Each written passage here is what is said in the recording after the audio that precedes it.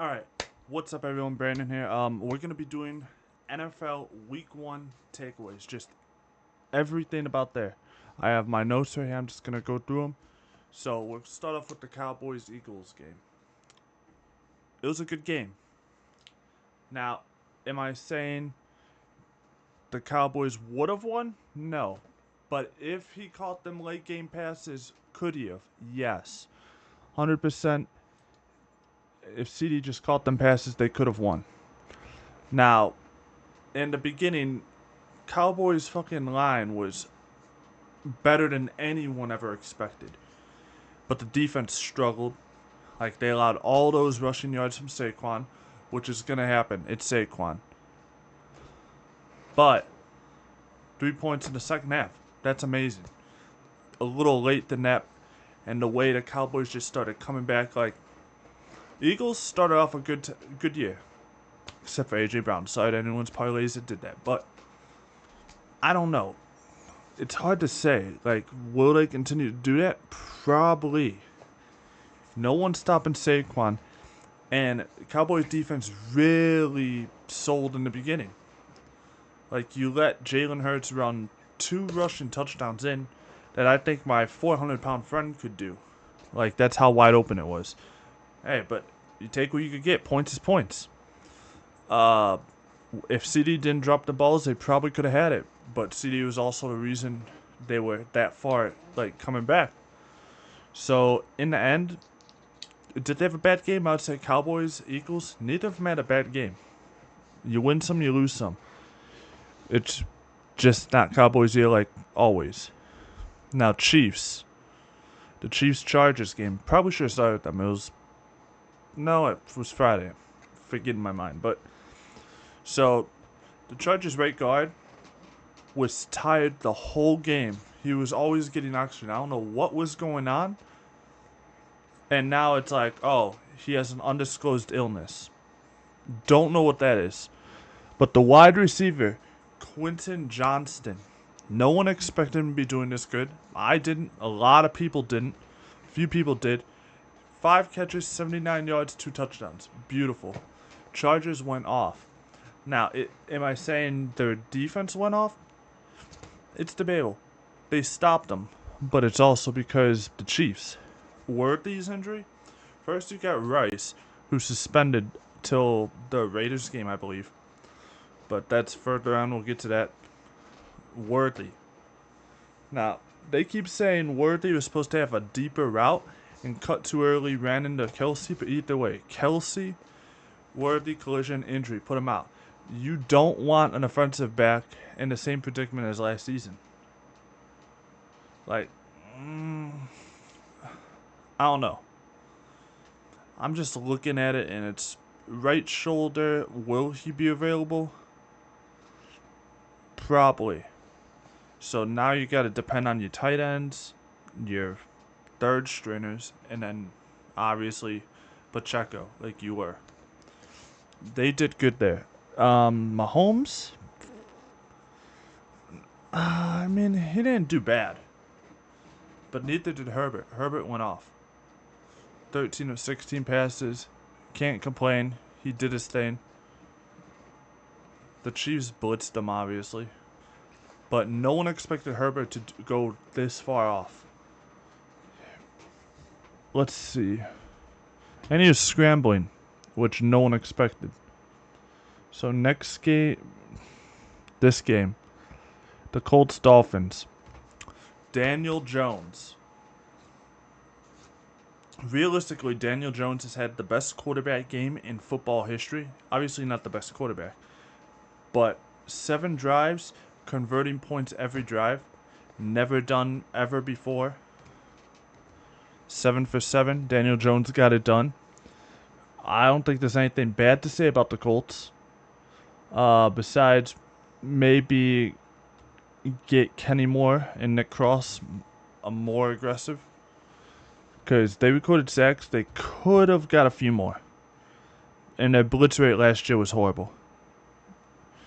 But the Colts, alright, they did their thing. Now, I don't know what is going on. Tua might just need to retire. He took a little one too many to the head. Him and Tyreek Hill ain't connecting no more. It just hasn't hit the same since the end of last season. Dolphins leading receiver had 4 catches, 40 yards, and targeted 6 times. And half of that came on one of the completions. So, like, you're not doing that much. Dolphins got blown out. And in the moment you could see this happening was when Tua started against the Bears in preseason. Not glazing. That game was a tie against the Bears' backups. And he started. Haven't started a preseason game ever before that. And they barely tied. And the Colts are doing this to you in regular season now. Says a lot about how the Dolphins really going. Obviously, the Dolphins supposed to have the strength out the front 7. Didn't exist. All 7 possessions, you let the Colts score. No one thought Daniel Jones, most fantasy football teams didn't pick him up. What does that say? He's probably not the guy you expect to do the best score and have the best game. But he did. We're just moving on. Everyone knows the Dolphins game was horrible. Saints Cardinals, Spencer Rattler. I ain't saying he couldn't get it done, because he almost did get it done. But there were drops. They came back. They dropped the last one. And you could have tied the game with that. You didn't, obviously. Cardinals, inconsistent offense. Inconsistent. And I'm not saying this as a guy who just saw highlights. I watched every game. Thursday, Friday, sat here, watched them. Sunday, watched all 10 hours of the games. Today, just watched the last game. We'll get to that. Cardinals were inconsistent. They showed a few great things with Marvin Harrison Jr. and Trey McBride. That was beautiful. But besides that, they were inconsistent. The running back, though, went off 69 yards. But then obviously he got the ball, went down, lost the yards, and then had to gain it back again. Also, their backup running back just shined in their opener. I don't know what else to say about the Cardinals. Now the Saints did this to themselves. One, you have Rattler, who's not a bad QB, but he ain't the guy you usually would pick as your starting QB. And then you have Tyler Shaw, or Show, whatever it is. He realistically had one of the best rookie performances in preseason this season. Just numbers, percentages, beautiful. They didn't start him. They want to start Rattler to see if he could do it. I don't think it was the right choice. Even Rattler was saying it's a 4-quarter battle. Yeah, he said they're not happy losing at all, so we got to be better. Realistically, I think you let Tyler start week 2. See if you guys could do better. Cameron Jordan did good. I mean, it took him almost half the season last game to get a sack, but he did good now. He had a sack. He was pressuring. He was doing everything right. What other notes do I have written about them? That's pretty much it. They're not out for the count. That's basically it. Everyone else just was around. Nothing special about that. The Cardinals had obviously Harrison, McBride, Benson go off, and it's just a few inconsistencies. Now the Raiders and Patriots game. I don't know. Vegas and Patriots, they kind of just had a boring game. Raiders had a high level of play for the defense this whole game. Obviously with 13 points only being scored on them. Geno Smith started off amazing. And then after that, just stopped. They could have probably did more, probably raised the score more. They didn't need to, obviously. They won. But Geno Smith was passing the ball. Tucker for the touchdown. Everything did good. Brock Bowers had 103 yards. And then Myers had 97 yards. So like they did good. Their defense had a high level of play. But will it stay like that? We don't know. Was it just because they're playing the Patriots? Because here's the thing. May was struggling with every high throw. And it continued into the regular season. That's not a good thing. You want a better rate, better success, more rhythm in it. And then after halftime, it just was done. He literally finished, what was it? 1 touchdown, 1 interception. Not what you want. And if you're comparing QB to QB, Geno Smith outplayed him. It's just that. Patriots led in the half. Like, as soon as the Raiders obviously got their score, Patriots were up 10-7 at the half. And then that's when Raiders locked in on defense, clamped them up. And that's pretty much it for them too. It was a pretty boring game. Giants, Commanders. Jayden Daniels did his thing. Obviously not accurate as he usually is. His accuracy was okay. But he still threw for 233 yards. Deebo Samuel is showing why he could still run with the big dogs. He is still in here. The defense is good, but they're going to need to get better. You were playing the Giants, and yeah, I know the Giants have, like, just think. They sub out Daniel Jones for Wilson, which Wilson obviously experienced, but he just wasn't getting it done. Like, Malik Neighbors didn't really get it done. I mean, none of them got it done. Jackson Dart, just waiting in reserve. But they finished with 3 sacks. That's the one good thing. They had 3 sacks. What else was there? Wilson. What was he? He had 2 sacks and 2 scrambles, I believe. And it's like, you don't want that. Because it's a veteran QB with an offensive line that's weak. There's no Andrew Thomas. It's a bad combination. And he's older. He's not going to move like he was. He's not moving the same as Jayden Daniel. He's old. He can't do it the same. Obviously, he's still in the NFL competing, but it's like Tom Brady. He ain't going to be running and taking the same type of hits Mahomes is taking now. This game was arguably the best game of the week so far until Sunday night, obviously. Pittsburgh Jets. We all hate Aaron Rodgers, I know. I know everyone here hates Aaron Rodgers. Everyone. But he went off. He did his thing. Same with Justin Fields. He did his thing. But Justin Fields always does his thing the first few weeks. That's the problem. Ben, I don't know how to pronounce his name. Never have. But the wide receiver Steelers. Dirtbag. He was going good. Rodgers hit him. Got the point.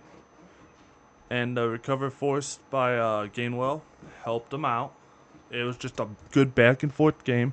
Like, these two teams, nothing bad to say. Besides the fact Wilson could have caught, like, if he just held on to that last catch from Fields, they would have had a chance to field goal. That's the only realistic thing. Yes, it's a hospital ball, but when you're down 2 points at the end of the game and you catch that, and you just got to try to save as much clock as you can to get down there for a field goal, you gotta hold on to it. It's that simple. Browns, Bengals. Joe Flacco showing why he still can play. And it's been the curse of wide receivers this week. Obviously, Jamar Chase, T. Higgins, nothing. Chase Brown was carrying. And it's just you had people who were not expected to score scoring. Like everyone had Jamar Chase, T. Higgins for fantasy. And then you got Myles Garrett and Denzel Ward being really the carrying people of the team. It was not a good offensive game. Yes, they won, but 103 yards from Joe Burrow. That's not what you want, especially with two receivers like Jamar Chase, T. Higgins. Obviously, it's the Battle of Ohio. So you got Cincinnati, Cleveland. They're always going hard. Cleveland's double teaming Jamar Chase. It's just what's gonna happen. Browns obviously went off. Now, Tillman cost them that game. They were down, obviously, 17-16. And all they had to do is when Joe Flacco threw that last ball, Tillman had it right here. And I don't know how he managed to catch it.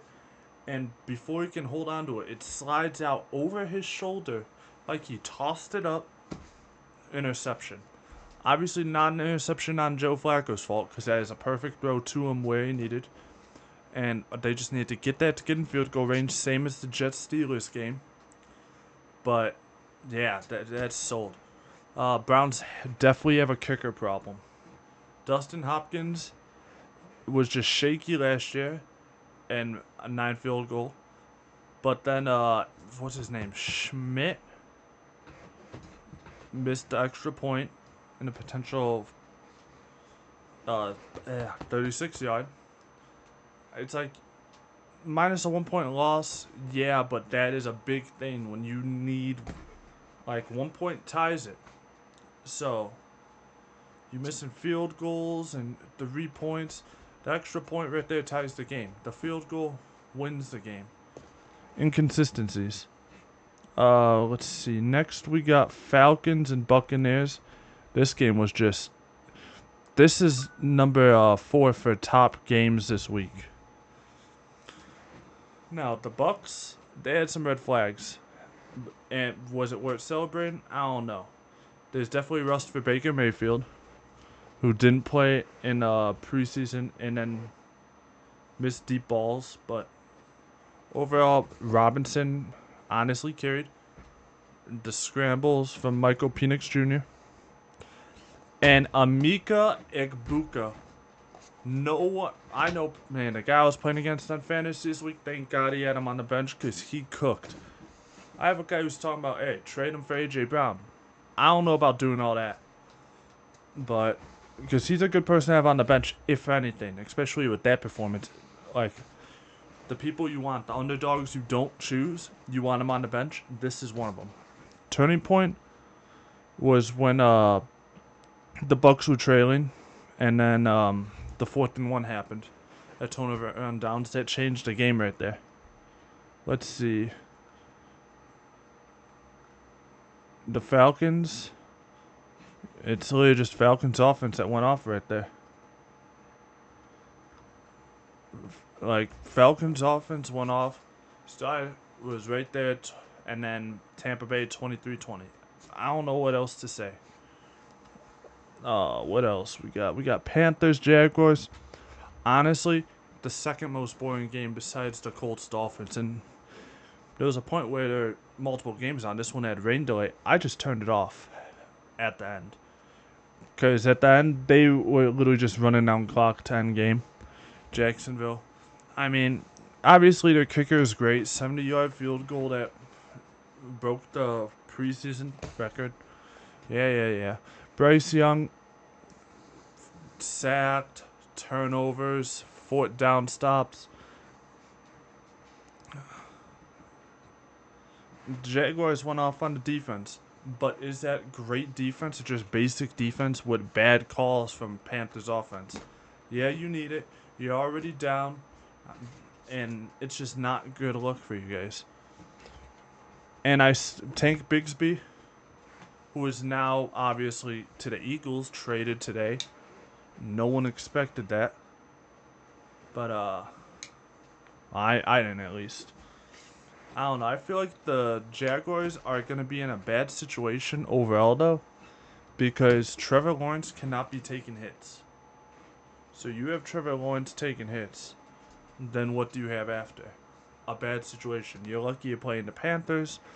You don't have that situation. Texans, Rams, Matthew Stafford was missing a good point of a training camp last year.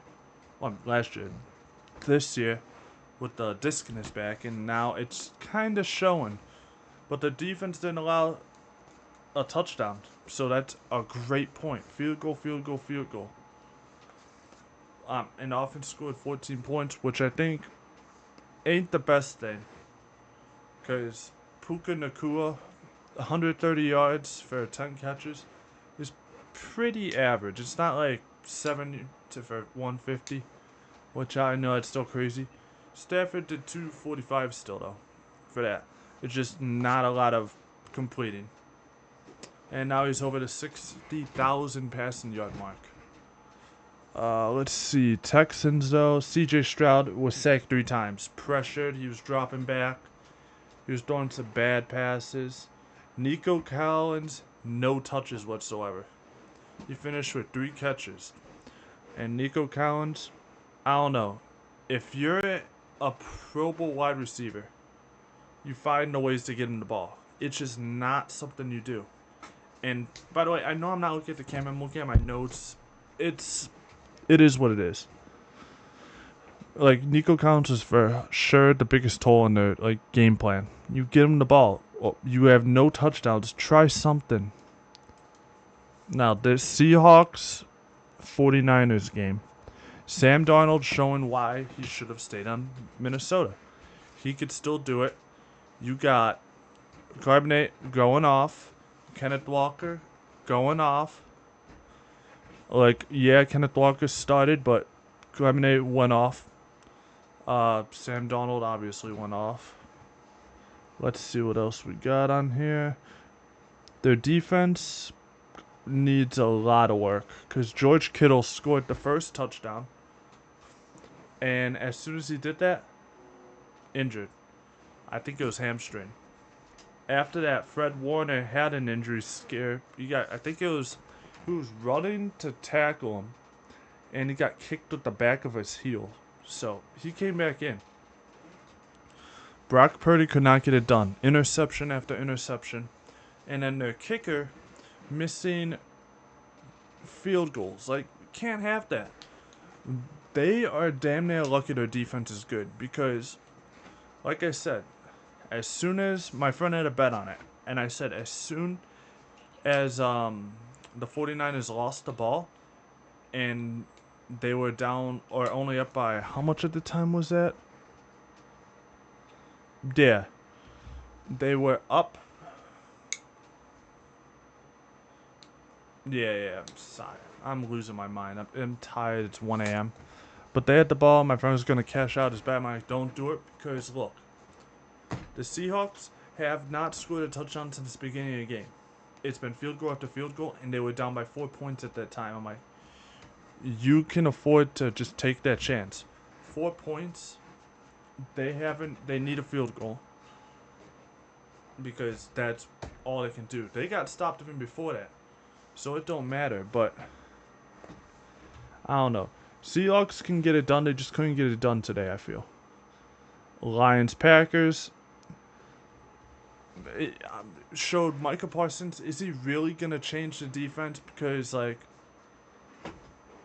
yeah, he did his thing. But it's nothing special. And Jordan Love's performance, missing all this practice. I don't know.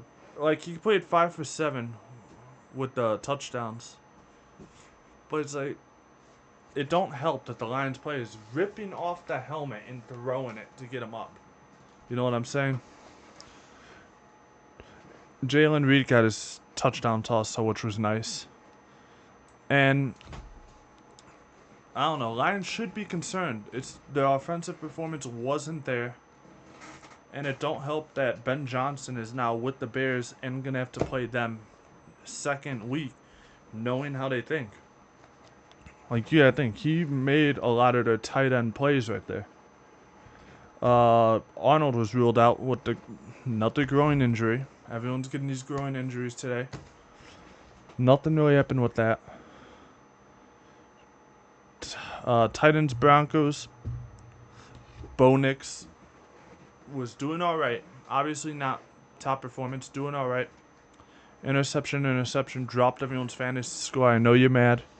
Sean Payne promised more in the offense. It's not showing. What else? Obviously the fumble did not help. The Titans, Cam Ward. Like, look, Cam Ward doesn't have the stuff there to show how good he is. Like, obviously he had the losses of yards, but who was he passing to? No line.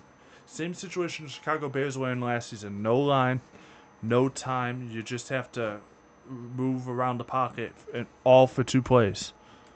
And it showed that they need people. 2012 between them. Raven and Bills took the best game by storm. Now, did either of them have a bad game? Absolutely no. But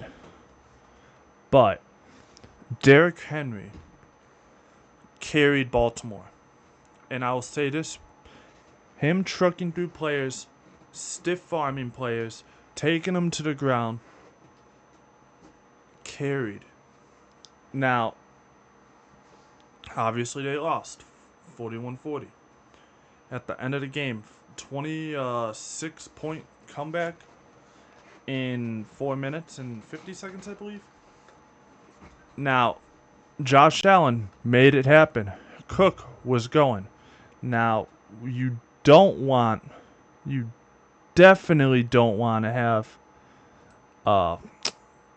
Alexander getting ankle broken like that, because that cost them right there some. The reason for their defense is, or reason for their loss. Reason for their loss was their defense. Great plays though. Hopkins, one-hand catch, the Odell Classic, really. That. Now, will I blame the loss on the fumble?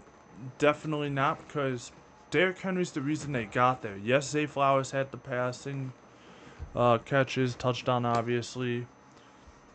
Alexander had a few coverages to stop him. It's not an excuse for how their defense played, but really they were in that game because of Henry, and mainly Henry. Yes, Lamar moved the ball around, but it was Henry's game, and Henry's game to lose with the fumble, which you can't fault him for the fumble. They're trying to stop the clock, obviously, or keep the clock going, and Ed Oliver forced the fumble.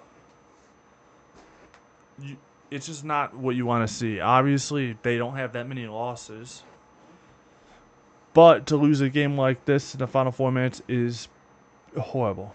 Now the Bears. We had a great game.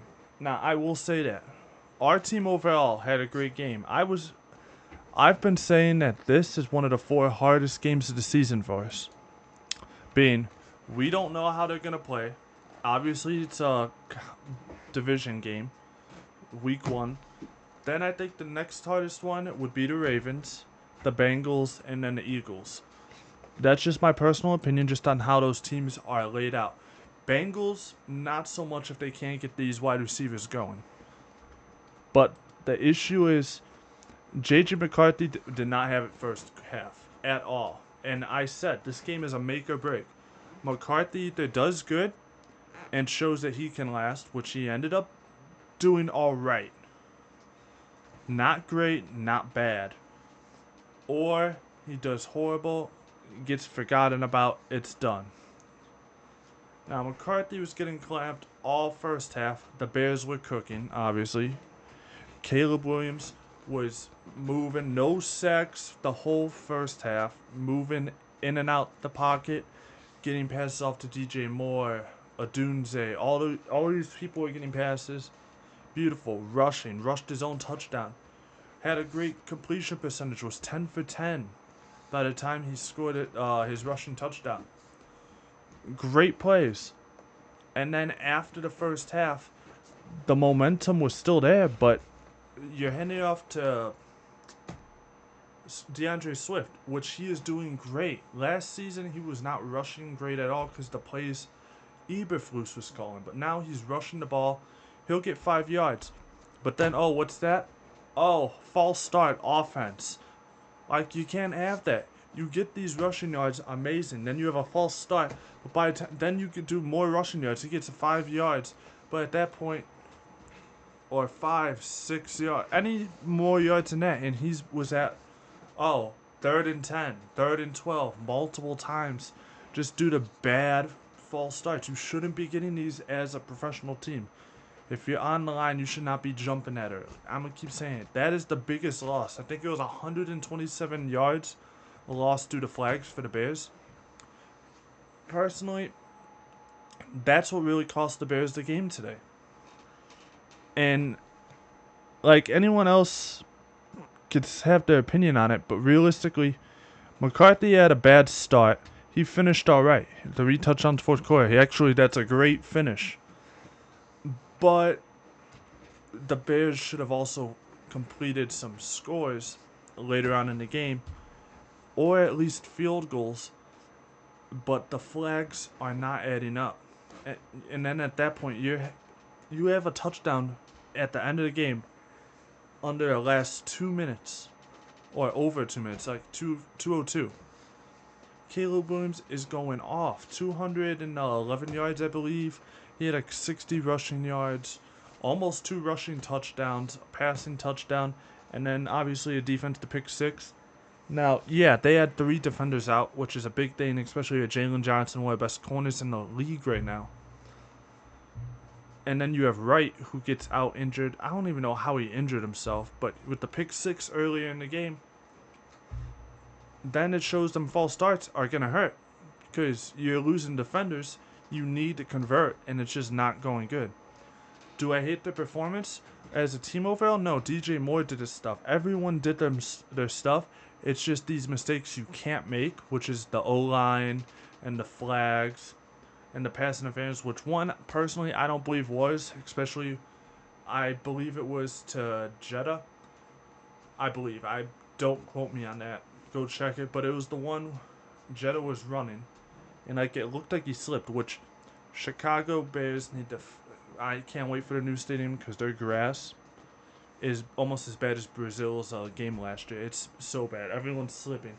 But he slips, and like the defender has his hands like right here, which isn't stopping any movement from catching the ball, but because he slipped, they threw the flag called pass interference and first down on the point of where it was. I don't believe that is, but either or, that doesn't matter. You should not be getting these false starts and all these flags going back, holdings. Like, the holdings, false starts, that's what costs us. You can't have that. Caleb, great game. Swift and Moore, great game. Pass to your tight ends more. You got Loveland, you got Kmet for a reason. You paid Kmet some money for a reason. Use him. You picked up Loveland. Use him. I know Ben Johnson is great with tight ends, so those are 2 key factors there, and they got some nice touches. But more would be more. Odunze did good. Obviously, I'm still kind of pissed about it, but overall, the team had a great performance. It was just, you shouldn't be making these mistakes that have flags. Now, week 2 is going to be a whole different story. We'll see how that goes. Personally, me, I don't see how the Bears lose to the Lions. If they do, I'm not worried because, let me look at this right now. I don't believe we lose to the Cowboys, Raiders, Washington, Saints, Giants. Definitely not the Vikings again. Not the Steelers. We might lose one Green Bay.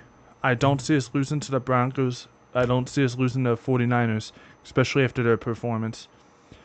And then other Lions. So really that's 1, 2, 3, 4, 5, 6, 7, 8, 9, at least 11 wins.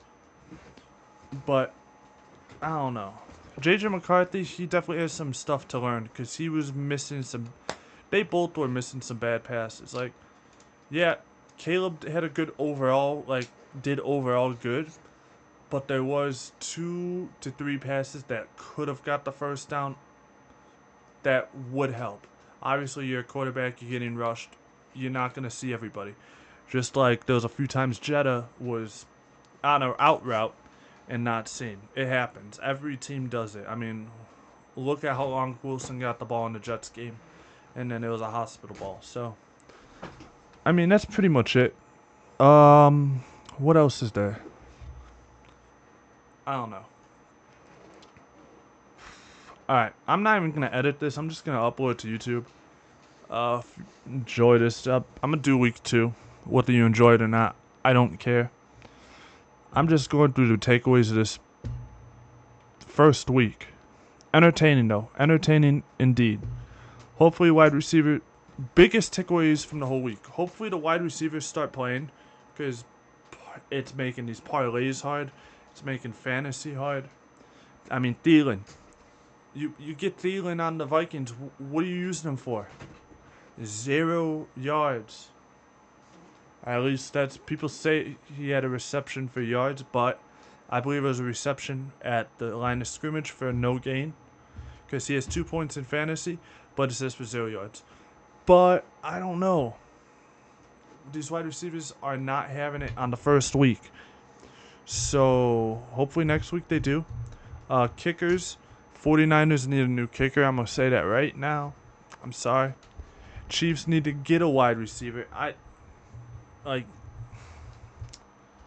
don't know. If the Chiefs continue down this route and they lose week 2 and possibly week 3, I don't see them making playoffs. And I know that's a crazy thing, because right now they're the Chiefs. They were in the Super Bowl with the Eagles. But without wide receivers, you need wide receivers. Every part of the team has a thing. It's like us. If we don't have a running back, we don't have an. Last year we had everything. 1 tight end, obviously, but our team got fortified. We got a better D line.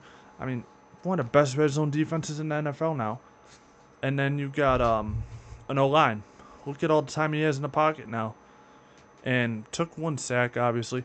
I mean, technically 2 when he stepped out of bounds and threw the ball, but you're trying to kill the clock and get downfield, so it's an out of bounds, but you're not actually getting sacked. It is what it is, but if you want more, just let me know. See ya.